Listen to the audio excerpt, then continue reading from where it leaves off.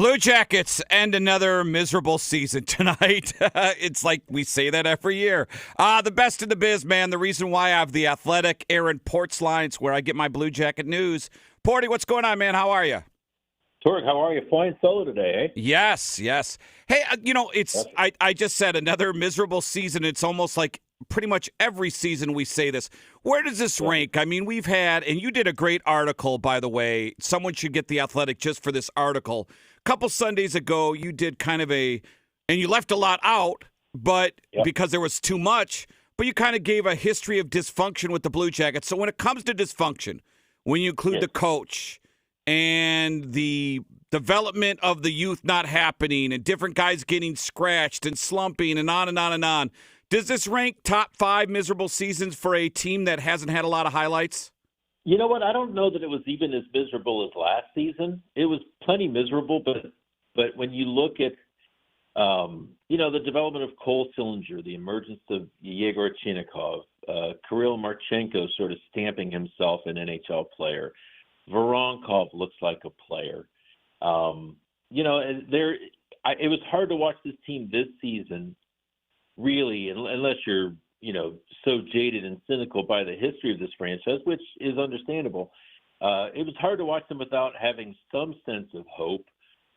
There is some absolute talent here. They are exceedingly young. They seem to be always exceedingly young and never really get there. The key now is developing an actual NHL culture, keeping these guys together, and letting it grow. And that's going to be the next GM's job, is to discern who stays, who goes, what kind of team they want to be. It's just a big kind of mishmash of players right now, but it's not without talent. I could think of a lot of seasons where you looked at the NHL roster and didn't see much, and you looked down at the prospects and didn't see much, and I don't think that's the case right now. Yeah, I think, though, my point was, not huge. You're right on those points, but not huge jumps that you want to see the 30 points, and then Kent Johnson, 100%. Too. Then Kent Johnson, too, I know he's hurt, but taking a step back. So for every good, there's kind of a bad that makes it kind of like, no question. No question. And the Fantilli injury hasn't played since late January. And Elvis, that Elvis stuff was weird. Yeah. Traded and not traded, and Yeah, Elvis not a young guy anymore, but that's the position there I think you start with, that you clean up this offseason or attempt to. I'm not sure where that goes. The goalie market is absolutely flooded this summer, so it's a buyer's market, not a seller's market. Good luck moving Merzlikins in that contract. Well, don't you have to take half probably and say, hey, give us if you can, or you just buy him out. It may come to that. The new guy's going to have some license there that maybe the current people did not. Hey, there's a rumor, don't know if it's true, you'd probably know more than anyone, about John Davidson being open to having a co-role and being president of hockey operations and GM. What have you heard about that? There's no way that happens. To me, the one interesting tidbit of this is that John Davidson is willing to give up the president's title to bring in the right person. In other words, it's hard in the NHL to get people to make lateral moves. Sometimes it's considered verboten. So look at Chris McFarland, who used to be here, now in Colorado. There's a chance you can land a guy like that if you add the president's title to his job. So he's now the GM in Colorado, but he come back here as president and GM of the Blue Jackets. He could do that. But in order to do that, John Davidson would have to cede his current position. He is willing to do that. I spoke to him over the weekend. That is, TSN first reported that's true. He would do that. That opens the job up now to other candidates, not just people who aren't yet GMs who aspire to be that in the league. So that's an interesting wrinkle. Okay, so because my follow-up to you was, Porty, if John Davidson does that and then they bring back the same coach, how is anything going to change? Yeah, I don't think either of those things happen. Do they? And I'm not a guy who blames ownership, right? I'm just not a guy who blames. I think ownership has given the team what they need. If they need a player, they spend on a player. In locker rooms, they do it. I'm not a big I'm not a big finger point on ownership. But do you, if you're Mike Priest, John Davidson, and the ownership, huddle up and go, what's the common denominator of the past 20 years? And it's like looking you right in the mirror. Do they do that, or are they, let's hire another GM and fire the coach again? Well, so two things to that. the due diligence that led this team to hire Mike Babcock last season is being applied by the same two. Well, I would hope it's a different level of due diligence because that really wasn't that. It's the same people making the hire now. That for many people is a concern. That's fair. The other thing is I think there's a tendency with this company and with other corporations to hire someone that you're comfortable with, who fits in with what you perceive your culture to be. That is not what this team needs. They need a disruptor. They need someone who does not fit in, somebody who makes, I think, bold, sweeping changes that have been long overdue in this organization.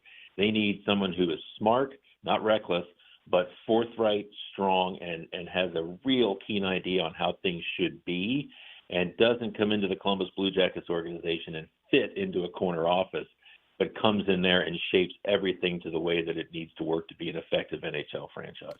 Aaron Portzline of The Athletic with us. Blue Jackets play their final game tonight at Nationwide Arena. Pascal Vincent, what's the odds he stays? Me personally, I'm not a big fan. When you have a young team, young kids are going to make a mistake. I think they learn from the mistake. I think Fantilli playing against Connor McDavid, center, I would let him have it. He's the future. Vincent decided I don't want that matchup. Teach his own personal preference. To me, though, I let kids make mistakes. I let them learn from their mistakes. I don't scratch my top guys. I let them learn and see what they have.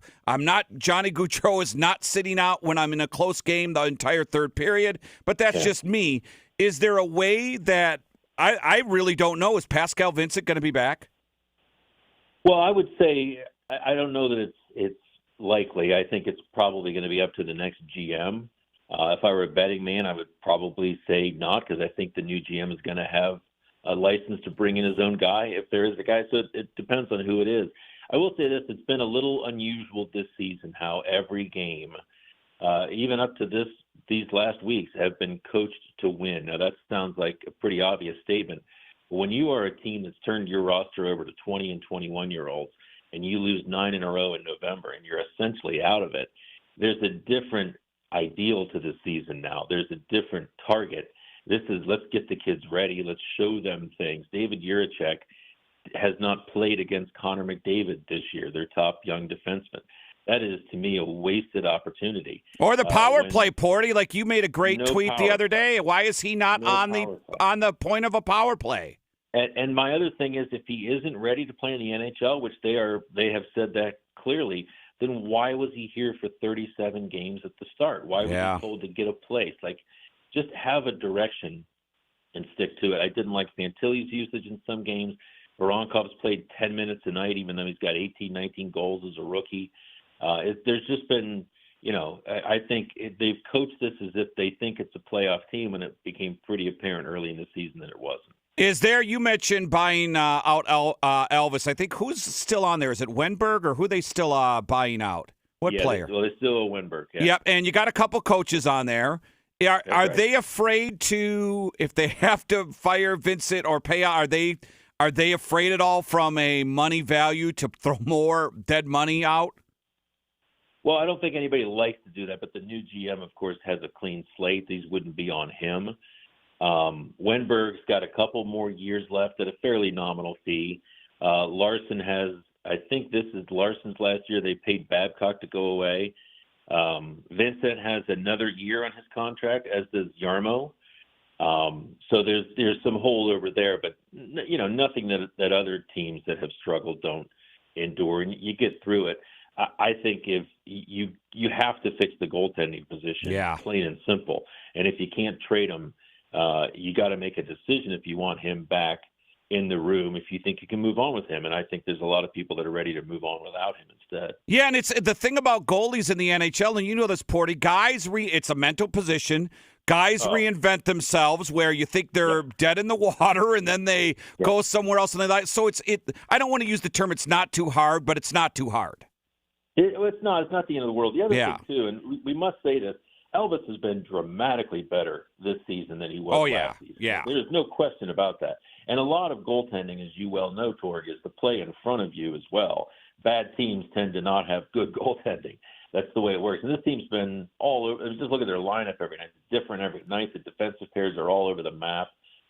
It's been a confusing set of play in front of these goalies.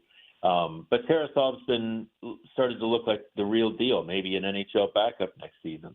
The problem with Elvis that they have is just all of the other stuff, in and out of the lineup constantly. They need that guy. That your goalie needs to be the foundational piece of your franchise, and Elvis has struggled to become that, even though he has played better off the ice. I think he's played. If the other baggage weren't there, they could move him because the play has been better this season. But word gets out pretty quickly in the National Hockey League. Isn't it fair, though, with that goalie play, Porty, they just don't control the puck long enough. They give away the puck in bad spots, and they don't skate back. The forwards do not help. I know people blame the defensemen all the time, but if you watch them, Porty, the forwards are not helping. Well, the key to a good defensive team is your play down the middle at forward and, of course, your defenseman. That controls so much of it. And look at how, and again, I think with Fantilli, with Sillinger, you've got the building blocks of a really good center ice position, which has been a long time struggle for this team. But it's so young. At some point, you can't play. They've tried. You can't play Boone Jenner 55 minutes a night. They try, but you can't. And you become, look at their road record. I mean, that's where you see what matchups teams get, because the home team gets the second ice change, so you get the matchups you want more at home, and they've just been eaten alive by that. But these are the growing pains. This is what rebuilding is, Torg. We probably had a conversation 2 years ago where we flippantly said, just rebuild. How hard is it? Well, this is the hard part of rebuilding. Now you're waiting on the guys you're rebuilding with to take those massive steps. You've seen it from Sillinger this year. He needs another step next year, but that kid looks like a badass young NHL player. He's on the rise. His dad was badass. There are other players there too. It's not hopeless, and they've got some defensemen on the way as well. But it just takes time and patience, which is nothing you can sell in this market right now. Hey, Porty, appreciate everything, and I'm praying for you. Good luck with everything in the future. Okay. Hey, thanks, buddy. I appreciate it. All right, I'll talk to you soon.